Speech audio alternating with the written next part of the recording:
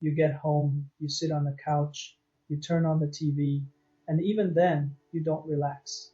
Your mind keeps running, your body stays tense, and you think, oh, I'm just stressed. But wait a second. What if this thing you call stress isn't actually stress? The word stress has turned into a junk drawer.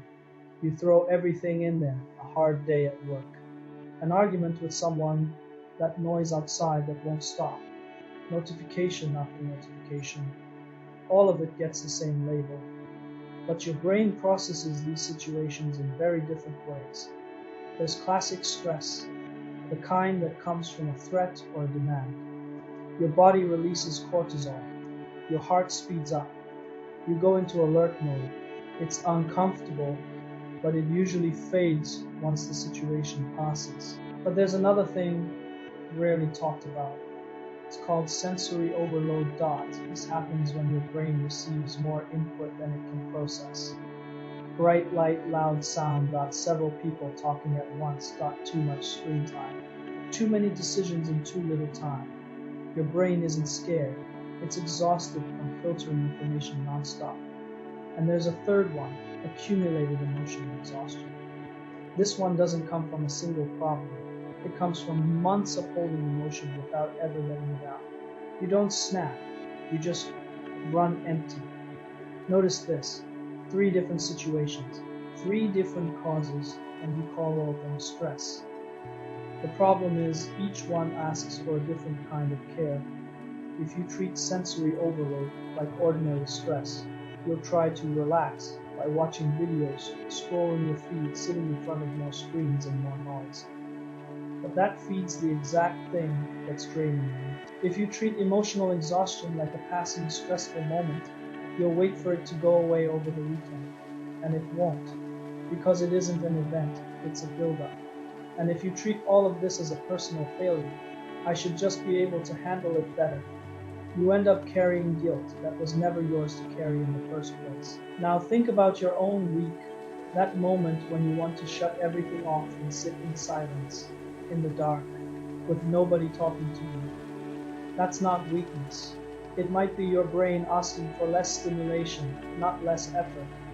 That tiredness no nap seems to fix. That might not be about sleep. It might be stacked emotion that never had room to be felt. Let's go a little deeper, because there's something else hiding inside all of this. Your nervous system doesn't actually know the difference between danger and discomfort. To your body, a screaming deadline and a loud, chaotic room can trigger almost the same physical alarm. That's why you can feel stressed after a calm day with no real problems. If that day was loud, fast, and packed with tiny decisions, one after another. It's also why some people feel okay during a crisis and fall apart during something small like a slow line at the store. It's not about the size of the problem. It's about how full your tank already was before that moment happened. Think of your nervous system like a cup. Classic stress is a big splash all at once. Sensory overload is a slow drip that never stops. Emotional exhaustion is what happens after the cup has been full for a long time, and even calm moments make it overflow. Same cup, 3 different ways of filling it, and here's the part that matters most. The fix for one is often the wrong fix for another. The classic stress, removing the threat or solving the problem actually helps.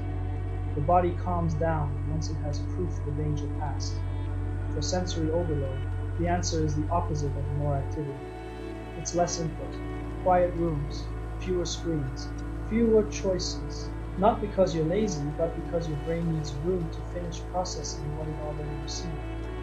For emotional exhaustion, the answer isn't relaxation either. It's expression talking, writing it down, crying. If that's what your body needs, something has to come out, because it's not your environment that's overloaded. It's something inside you that never had a place to land. This is why self-care can sometimes fail. If you give yourself the wrong kind of rest, your body stays just as tired as before, sometimes even more tired, because now you also feel guilty for resting without feeling better. So here's a question worth asking yourself before reaching for the easiest comfort. Is this a threat I need to solve, an overload I need to reduce, or an emotion I need to release? Maybe the first step isn't learning to handle stress at all. Maybe it's learning to tell these three things apart, because the right answer to the wrong problem fixes nothing. You get home, you sit on the couch, but this time, before turning on the TV, you ask yourself, what do I actually need right now? Maybe it's not rest, maybe it's silence,